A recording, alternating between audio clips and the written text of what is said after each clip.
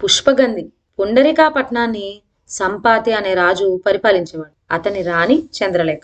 ఎన్నాళ్లకు వారికి సంతతి లేకపోగా రాజు అరణ్యాలకు పోయి ఘోర తపస్సు చేశాడు. కొంతకాలానికి ఈశ్వరుడు ప్రత్యక్షమై నీ కోరిక నెరవేరుతుంది, వెళ్ళబోయి రాజు అని చెప్పి అంత దానమయ్యాడు. ఆ ప్రకారం వారికి వరప్రసాదంగా ఒక చక్కని చుక్క వంటి కూతురు పుట్టింది. ఆమెకు పుష్పగంధి అని పేరు పెట్టారు. దేవాగ్నులు వచ్చి అమ్మాయి జాతకం చూచారు. అన్ని విషయాల్లోనూ చాలా దివ్యంగా ఉన్నది, కాని ఒక్కటే లోపం అన్నారు. అదేమిటి అని రాజు ఆత్రంతో ప్రశ్నించగా, పెళ్ళైన 9వ నాడు ఈమెకు భర్తగండం కలగవచ్చు అన్నారు.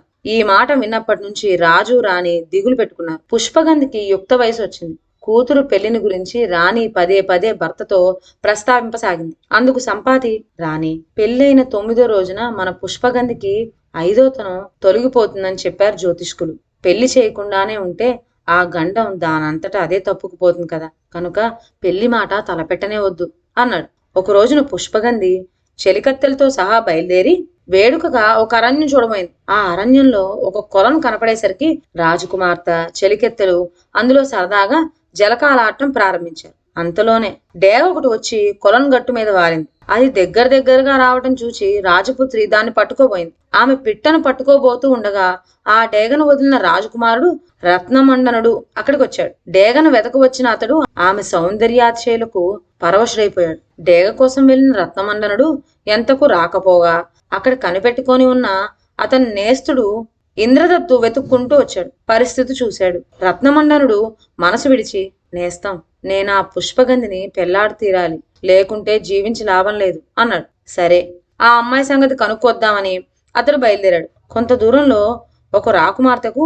చెలికత్తెలు నీళ్లు చల్లి సేద తీరుస్తూ ఉండటం కనపడింది. ఆ అమ్మాయి ఎందుకు మూర్చపోయింది అని ఇంద్రదత్తు అడిగేసరికి వారు, ఏం చెప్పమంటావు నాయన, ఆ అడవిలో కొలనుగట్టున ఒక రాజకుమారిని చూచింది, అతడే నా భర్త అని పట్టు కూర్చుంది అని చెప్పారు. అందుకు ఇంద్రదత్తు, బేష్, బాగానే ఉంది. ఈ రాజకుమార్తె కోసమని అక్కడ మా రాజకుమారుడు సోలిపోయి ఉన్నాడు, అతని కోసమని మీ రాజకుమార్తె మూర్చపోయింది.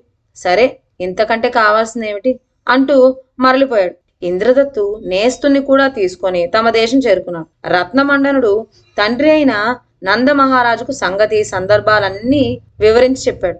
సంబంధం నిశ్చయించమని ప్రోత్సహించాడు. నందమహారాజు సంపాతి కబురు పెట్టాడు. సంపాతి దాపరికం లేకుండా తన కూతురుకు సంభవించబోయే గండాన్ని గురించి ఉన్నది ఉన్నట్లుగా వెల్లడించాడు. నందమహారాజు కొడుకుతో ఈ సంగతి చెప్పి ఈ పెళ్లి మానిపించుదామని యత్నించాడు. కాని వద్దన్న కొద్దీ రత్నమండనుడు భీష్మింపసాగాడు. చేసేది లేక నందమహారాజు అంగీకరించాడు. అతి వైభవంగా వివాహం జరిగింది. రత్నమండనుడు పుష్పగంధిని వెంటబెట్టుకొని రత్నాపురికి వెళ్ళాడు. పెళ్ళైన తర్వాత 8 రోజులు ఇట్టే గడిచినాయి. 9వ నాడు రాత్రి షికారుపై వస్తున్నాడు రత్నమండనుడు.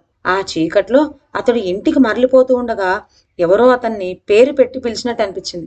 ఆ కేక వచ్చిన చెట్టు వైపుగా గిరుక్కుని తిరిగి చూసేసరికి ఒక భయంకరమైన విగ్రహం తనకి కనపడింది. పొడువు కోరలు, కోర మీసాలు, బాణడు కడుపు, ఇలాంటి లక్షణాలు గల బ్రహ్మరాక్షసుడు వాడు.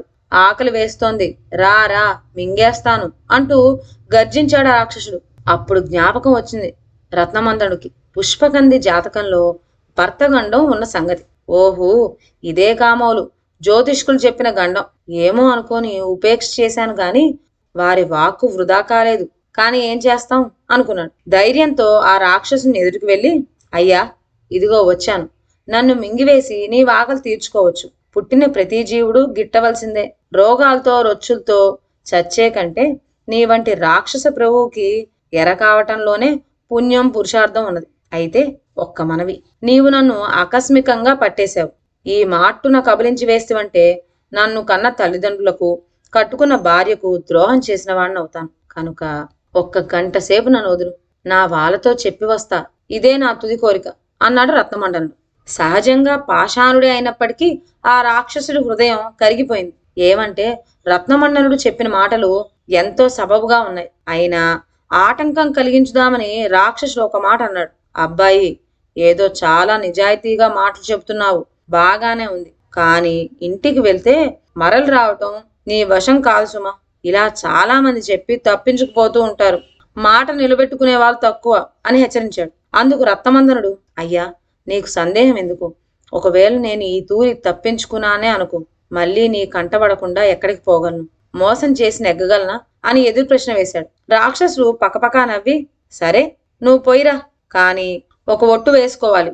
భిక్షకు వచ్చిన అతిథిని తిరస్కరించిన వాళ్ళు ఏ పాపం పొందుతారో మాట తప్పిపోయిన పక్షమందు అటువంటి పాతకమే నన్ను చుట్టుకొనుగాక అని. అలానే ఒట్టు వేసుకొని రత్నమండనుడు బయలుదేరాడు. ఇల్లు చేరుకున్నాడు. సంగతి సందర్భాలు తల్లిదండ్రులతో చెప్పాడు. వారు బంధుమిత్రులందరూ గగ్గోలు వేస్తూ అతన్ని వెళ్ళవద్దని పట్టుపట్టారు. మాట తప్పలేను అన్నాడు రత్నమండనుడు. చివరకు పుష్పగంధ వద్దకు వచ్చి తన సమాచారం చెప్పాడు. బుద్ధిశాలిని అయిన పుష్పగంధి వివరాలన్నీ తెలుసుకున్నది. తక్కిన అందరిలాగా భర్తను నిరుత్సాహపరచలేదు. అతి ధైర్యంతోనూ సంతోషంతోనూ భర్తతో, మీరు మాట తప్పని మానదనుడు, పోయిరండి, జయమవుతుంది అన్నది. ఈ మాటలకు అందరూ ఆశ్చర్యపోయారు. పుష్పగంధి మాటలకు రత్నమండనుడు ఆనంద పరవశుడైపోయాడు. ఈ జీవితంలో తనేదో ఒక గొప్ప కార్యం నెరవేరుస్తున్నట్లుగా తృప్తిపడ్డాడు.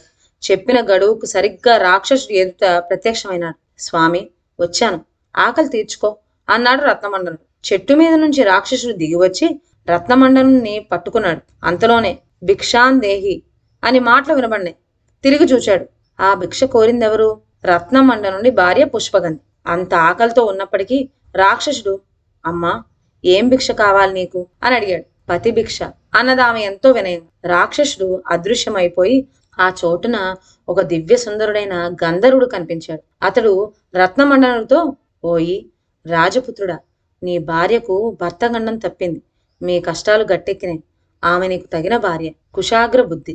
నీవు చెప్పిన మాటల వల్లనే అతిథి పూజలో నాకు దీక్ష కలదని ఆమె గ్రహించింది. నీ చేత నేను వేయించిన ఒట్టు నాకే వర్తించేటట్లు చేసి పతిభిక్ష పొందింది. నేను పాపం చేసిన ఒక గంధర్వుణ్ణి. శాపవశాన ఈ రాక్షస జన్మ ఎత్తవలసి వచ్చింది. నీ భార్యకు పతిభిక్ష పెట్టగానే నాకు శాప విముక్తి అయిపోయింది అనేటంతలో పైనుండి విమానం వచ్చి గంధర్వుని తీసుకుపోయింది. నూతన దంపతులు ఇల్లు చేరుకొని ఆనందంగా ఉంటున్నారు. ఇదండి ఇవాళ కథ. మరొక మంచి కథతో నెక్స్ట్ వీడియోలో కలుద్దాం. అంతవరకు సెలవు. నా ఛానల్లోని కథలు మీకు నచ్చినట్లయితే నా ఛానల్ను లైక్ చేసి సబ్స్క్రైబ్ చేయండి. షేర్ చేయడం మర్చిపోవద్దు. కొత్త కథల నోటిఫికేషన్ కోసం బెల్ ఐకాన్ ప్రెస్ చేయండి. Thank you.